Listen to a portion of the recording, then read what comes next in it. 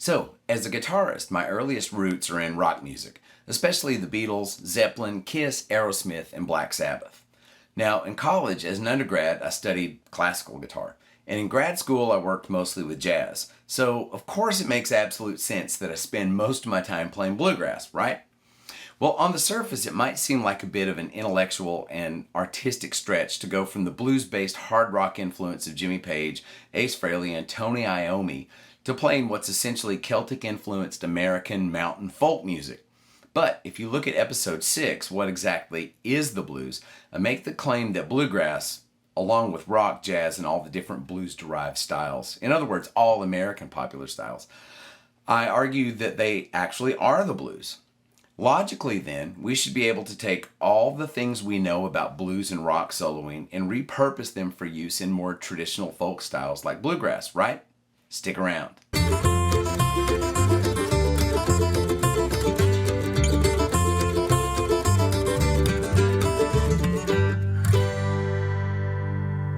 So let's talk about bluegrass for a minute. Plenty of rock guitarists turn their noses up at bluegrass because it's played on, as Toki and Swissgard would say, grandpa's guitars, never realizing that Tony Rice, Doc Watson, Ricky Skaggs, Billy Strings, Molly Tuttle, and others are flat out shredding, demonstrating their mastery of alternate picking, economy picking, cross picking, string skipping, spread double stops, open string chromaticism, and bends on acoustic guitars with heavy strings at Slayer tempos and sometimes beyond, and quite often unplugged. In other words, these are iron men and women playing wooden instruments. Let that sink in for a minute. Okay, but what the heck does this have to do with the blues? Well, quite simply, bluegrass is what happens when you take Irish and Scottish folk music, including hundreds of years of ballads, folk songs, and fiddle tunes that were brought to the United States by immigrants from the British Isles in the 18th through the early 20th centuries. And then you let it mingle with American blues, which was developing largely in the South post-Civil War. So maybe if we take a look at each distinct style, we can decode exactly how bluegrass is put together. So here's an old Irish fiddle tune, The Temperance Reel.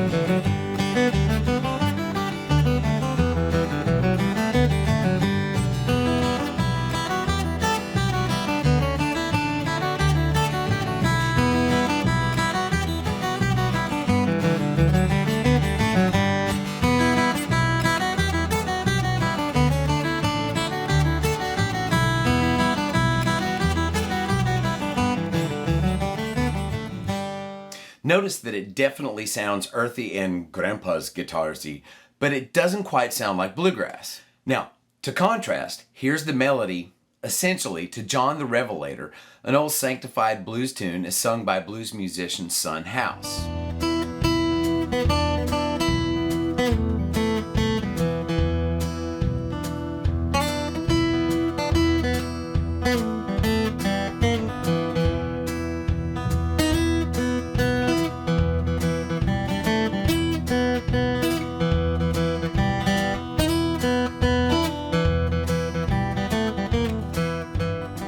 Notice that it doesn't sound much like bluegrass at all. Also note that it doesn't sound much like Irish music either. So how the heck do I get from here to making the claim that bluegrass is the blues? Well, watch this. So if I solo over the chords of John the Revelator, well, chord actually, it's just an E dominant chord, I would probably default to the E minor pentatonic or the E minor blues scale.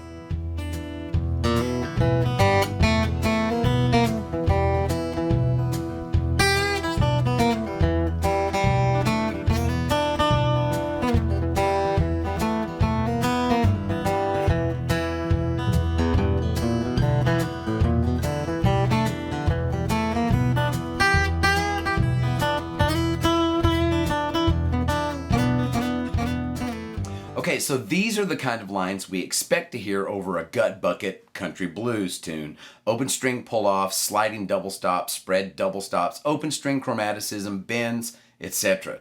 That list sound familiar? Now, Watch me play essentially these same lines over the chords to the temperance reel in the key of G.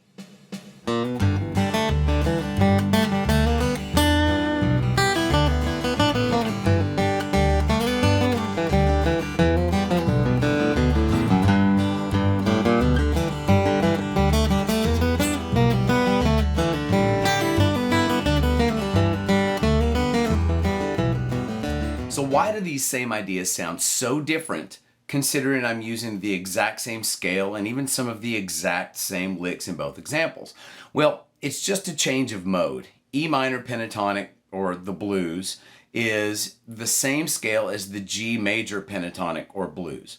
Now over an E7 chord, the scale sounds dark, swampy, and dirty thanks to the presence of the flat 5 interval. Now in the key of G, those same types of licks sound slippery, sleek, and playful thanks to the flip of the minor third to the major third. Incidentally, for all the theory buffs watching, the flat 5 of E minor is the minor third of G major. But it's not just that, it's also the change of style. In other words, the quick 2-beat dance style of an Irish reel sets a different mood and playing environment from the sanctified rhythmic weight and introspection of a backcountry blues tune. Okay, so how do we decipher this bit of scale magic? Well, let's discuss the scale form itself. And here it is. It's the E minor or the G major pentatonic blues scale.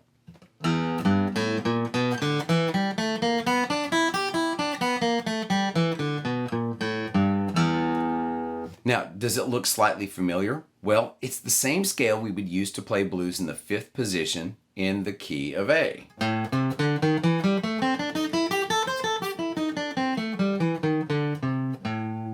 And this fingering is also known as box or position 1. The only real difference is that in the E minor or the G major version, the open strings take the place of our first finger at the 5th fret in the A minor pentatonic version. But let's look at it this way. If I capo at the 5th fret, the frets I would be playing with my first finger are technically now open strings.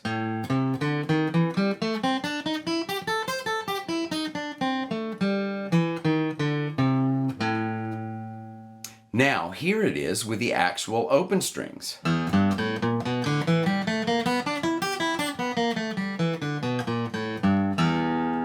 So you might be asking, does this mean I can play the same licks I would play in 5th position in the key of A? Yes. All the bends and the slides and the double stops available to you in a closed position are still available to you in the open position. So play those blues licks. So consider this. If we take the exact same scale and center around the note G instead of the E, we're now playing the G major pentatonic scale. Same notes but different tonal center or mode.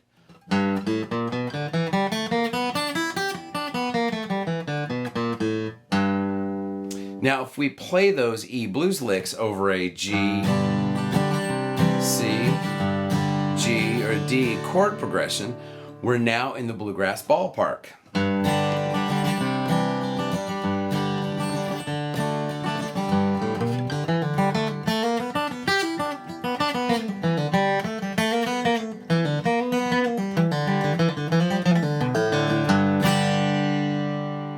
So if it doesn't sound quite like bluegrass yet, it's probably more a stylistic concern than anything else. And here are a few tips to help you with that.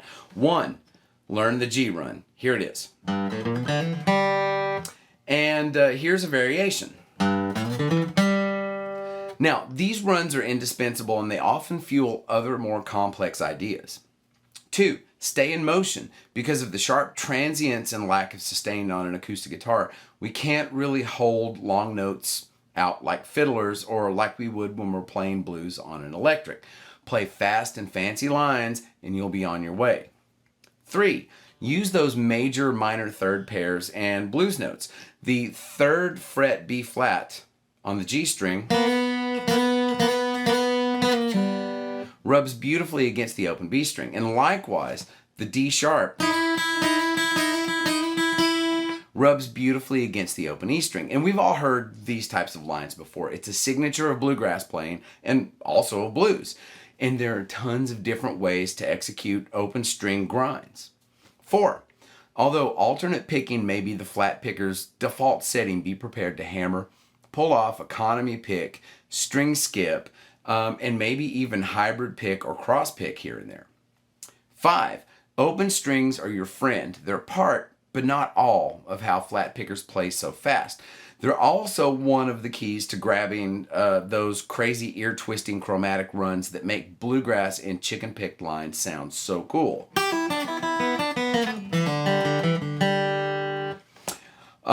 6. Learn some fiddle tunes. David Brody's The Guitar Picker's Fake book is an amazing resource which features hundreds of tunes from bluegrass, old time Scottish, Irish, and other sources. Now, fiddle and flat picking tunes are great to learn simply because they show us that melody is king, using not only pentatonic but diatonic and modal flavors as well. Also, it can be quite a challenge to translate lines which fall easily on the fiddle to the guitar. They're also great for fine-tuning your alternate, economy, combination, and cross-picking patterns. Your technique will thank you. 7. Import your flat-picked lines back into country, rock, metal, blues, or even jazz tunes. They'll for sure make your bandmates' ears prick up. Believe it. If you'd like to see and hear some of these ideas in action, please check out the bonus episode, Improvisational Strategies, Building Pentatonic Lines, where I discuss and demonstrate these ideas with my fiddle-playing friend, Alicia Thomas. This would make a fantastic companion episode to that one. Also, be on the lookout for 2 play-along videos based on the blues and Irish examples used in this video. Remember, please like, share, and subscribe if you're enjoying the channel's content. Hit the notification bell so you'll always know when a new episode drops, and feel free to leave comments or any suggestions for any topics you might like to see in some future videos.